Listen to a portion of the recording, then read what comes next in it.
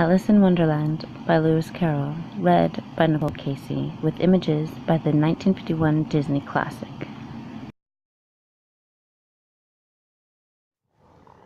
Alice was beginning to get very tired of sitting by her sister on the bank, and of having nothing to do. Once or twice she had peeped into the book her sister was reading, but it had no pictures or conversations in it. And what is the use of a book, thought Alice, without pictures or conversations? So she was considering in her own mind, as well as she could, for the hot day made her feel very sleepy and stupid, whether the pleasure of making a daisy chain would be worth the trouble of getting up and picking the daisies, when suddenly a white rabbit with pink eyes ran close by her. There was nothing so very remarkable in that, nor did Alice think it so very much out of the way to hear the rabbit say to itself, oh dear, I shall be late." When she thought it overwards, it occurred to her that she ought to have wondered at this, but at the time it all seemed quite natural. But when the rabbit actually took a watch out of its waistcoat and looked at it and then hurried on, Alice started to her feet, for it flashed across her mind that she had never before seen a rabbit with either a waistcoat pocket or a watch to take out of it, and burning with curiosity she ran across the field after it, and fortunately she just in time to see it pop down a large rabbit hole under the hedge. In another moment down went Alice after it. The rabbit hole went straight on like a tunnel for some way, and then dipped suddenly down, so suddenly that Alice had not a moment to think about stopping herself before she found herself falling down a very deep well. Either the well was very deep, or she fell very slowly, for she had plenty of time as she went down to look about her, and to wonder what was going to happen next. First she tried to look down and make out what she was coming to, but it was too dark to see anything. Then she looked at the sides of the well, and noticed that they were filled with cupboards and bookshelves. Here and there she saw maps and pictures hung upon pegs.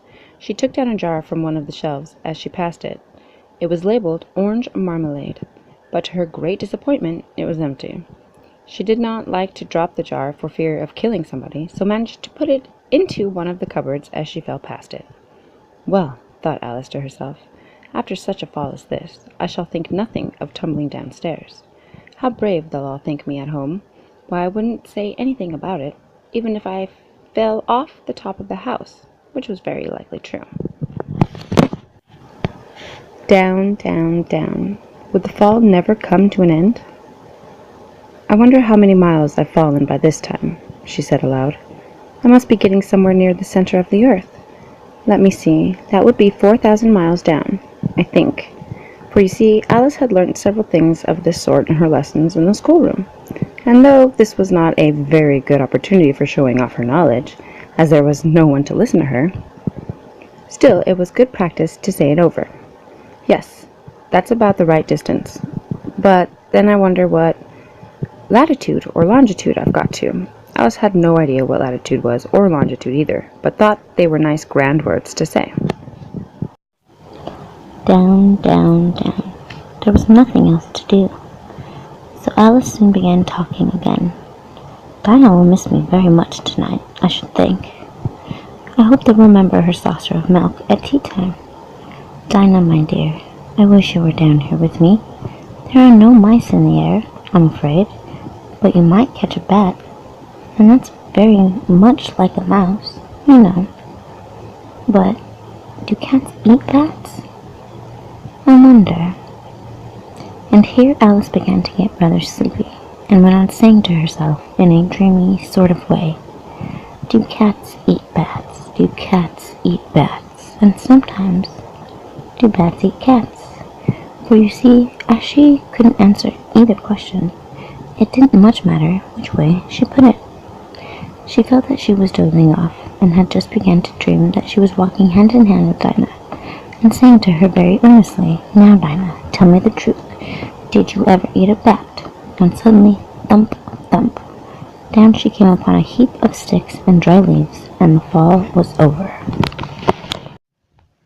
Alice was not a bit hurt, and she jumped up onto her feet in a moment. She looked up, but it was all dark overhead. Before her was another long passage, and the white rabbit was still in sight, hurrying down it. There was not a moment to be lost. Away went Alice like the wind. and was just in time to hear it say as it turned a corner, "Oh, my ears and whiskers, how late it's getting." She was close behind it when she turned the corner, but the rabbit was no longer to be seen. She found herself in a long, low hall, which was lit up by a row of lamps hanging from the roof. There were doors all around the hall, but they were all locked, and when Alice had been all the way down one side and up the other, trying every door, she walked sadly down the middle, wondering how she was ever going to get out again. Suddenly she came upon a little three-legged table, all made of solid glass. There was nothing on it except a tiny golden key, and Alice's first thought was that it might belong to one of the doors of the hall. But alas, either the locks were too large or the key was too small.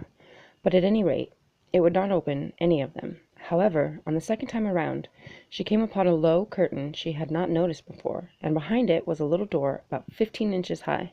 She tried the little golden key in the lock, and to her great delight, it fitted. Alice opened the door and found that it led into a small passage, not much larger than a rat hole. She knelt down and looked along the passage into the loveliest garden you ever saw. How she longed to get out of that dark hall and wander about among those beds of bright flowers and those cool fountains. But she could not even get her head through the doorway. And even if my head would go through, thought poor Alice, it would be of very little use without my shoulders. Oh, how I wish I could shut up like a telescope. I think I could, if I only knew how to begin. For you see, so many out-of-the-way things had happened lately that Alice had begun to think that very few things, indeed, were really impossible. There seemed to be no use in waiting by the little door, so she went back to the table, half hoping she might find another key on it, or at any rate a book of rules for shutting people up like telescopes. This time she found a little bottle on it, which certainly was not here before, said Alice, and round the neck of the bottle was a paper label with the words "Drink Me" beautifully printed on it in large letters. It was all very well to say "Drink me," but the little wise Alice was not going to do that in a hurry. "No, I'll look first," she said, "and see whether it's marked poison or not," for she had read several nice little histories about children who had got burnt, or eaten up by wild beasts and other unpleasant things, all because they would not remember the simple rules their friends had taught them, such as that a red-hot poker will burn you if you hold it too long, and that if you cut your finger very deeply with a knife, it usually bleeds. And she had never forgotten that if you drink much from a bottle marked poison, it is almost certain to disagree with one sooner or later. However, the bottle was not marked poison, so Alice ventured to taste it, and finding it very nice, it had in fact a sort of mixed flavor of cherry tart custard, pineapple, roast turkey, toffee, and hot buttered toast. She very soon finished it off. "What a curious feeling," said Alice. "I must be shutting up like a telescope." And so it was indeed. She was now only 10 inches high, and her face brightened up at the thought that she was now the right size for going through the little door into that lovely garden. First, however, she waited for a few minutes to see if she was going to shrink any further. She felt a little nervous about this, for it might end, you know, said Alice to herself, in my going out altogether like a candle. I wonder what I should be like then. And she tried to fancy what the flame of a candle is like after the candle is blown out, for she could not remember ever having seen such a thing. After a while, finding that nothing more happened, she decided on going into the garden at once. But alas for poor Alice! When she got to the door, she found she had forgotten the little golden key, and when she went back to the table for it, she found she could not possibly reach it. She could see it quite plainly through the glass, and she tried her best to climb up one of the legs of the table, but it was too slippery, and when she tired herself out with trying, the poor little thing sat down and cried. "Come, there's no use in crying like that," said Alice to herself, rather sharply.